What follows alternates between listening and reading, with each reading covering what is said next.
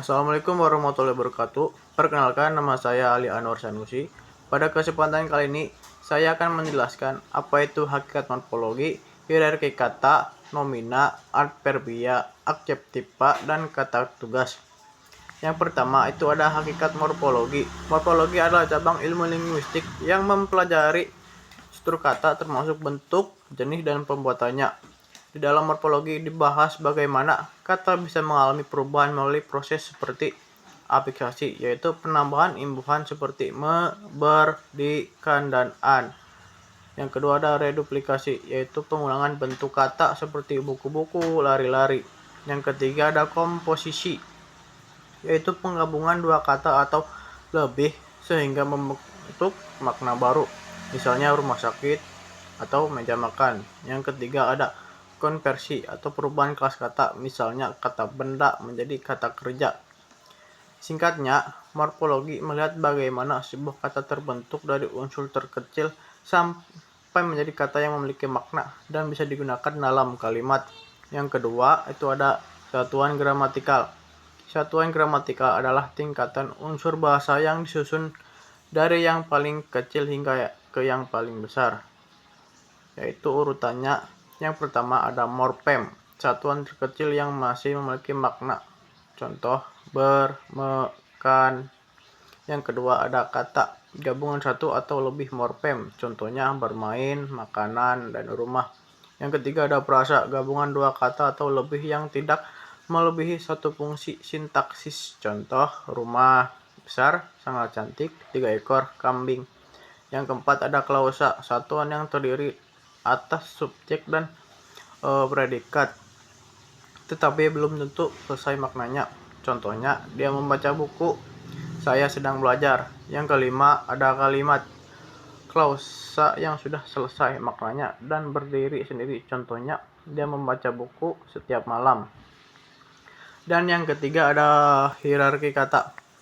Hierarki kata menunjukkan tingkatan pembentukan kata dari bentuk paling sederhana sampai bentuk yang lebih kompleks. Urutannya, yang pertama ada kata dasar, bentuk asli yang belum mengalami proses morfologis. Contoh, ajar, main, baca. Dan yang kedua ada kata berimbuhan, kata dasar yang beri imbuhan. Contoh, mengajar, bermain, dan bacaan.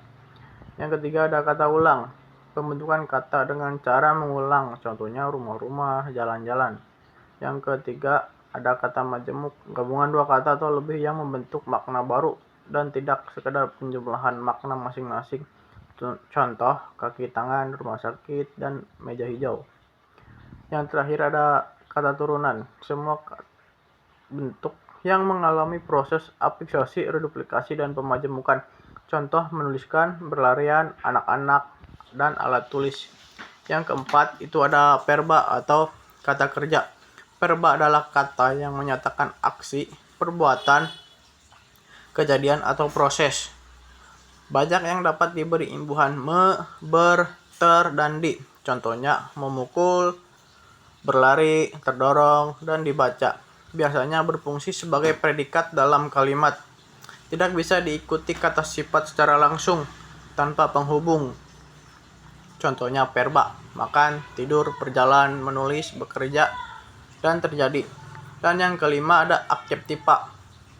Adjektiva adalah kata yang menunjukkan sifat, keadaan, atau kualitas dari suatu benda atau seseorang. Ciri-ciri dapat diberi kata pembanding seperti lebih, sangat, dan paling. Contohnya lebih besar, sangat cantik, dan paling cepat. Dan dapat mengikuti kata kupola seperti adalah atau menjadi. Contohnya, ia menjadi marah. Anjing itu adalah galak. Nya berfungsi sebagai pelengkap atau keterangan dalam kalimat. Yang keenam itu ada nomina atau kata benda. Nomina adalah kata yang menyatakan nama, orang, benda, tempat, hewan, atau konsep. Dan ciri-ciri nomina tidak bisa diberi awalan me, tidak dapat mengalami perubahan bentuk seperti kata kerja. Bisa didahului kata penentu seperti si, para, yang, sebuah, atau seekor. biasanya berfungsi sebagai subjek atau objek dalam kalimat. Contoh nomina, buku, meja, Jakarta, pendidikan, air, dan kucing. Yang ketujuh ada adverbia atau kata keterangan. Adverbia adalah kata yang memberikan keterangan tambahan pada verba, adjektif atau seluruh kalimat. Fungsinya menjelaskan waktu, kemarin, sekarang, atau menjelaskan tempat, di sini dan di atas. Yang seterusnya ada menjelaskan cara, pelan-pelan, diam-diam. Dan ada yang menjelaskan intensitas, sangat dan cukup. Contoh kalimatnya, dia datang kemarin, atau motor itu melaju sangat cepat. Yang terakhir itu ada kata tugas. Kata tugas adalah kata yang berfungsi gramatikal, bukan memberikan makna leksikal seperti kata benda atau kata kerja. Kata ini berguna untuk menghubungkan, menegaskan, atau membentuk struktur kalimat. Dan jenis-jenisnya adalah konjungsi atau kata sambung, dan tetapi, karena, sehingga, dan walaupun. Dan kedua itu ada preposisi atau kata depan. Contohnya di, ke, dari, dengan, dan tanpa.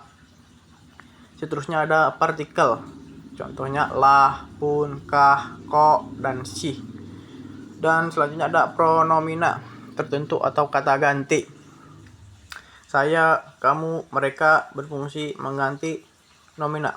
Kata tugas penting karena membuat kalimat menjadi jelas, tersambung, dan mudah dimengerti. Mungkin cukup sekian materi dari saya. Kurang lebihnya mohon maaf. Wassalamualaikum warahmatullahi wabarakatuh.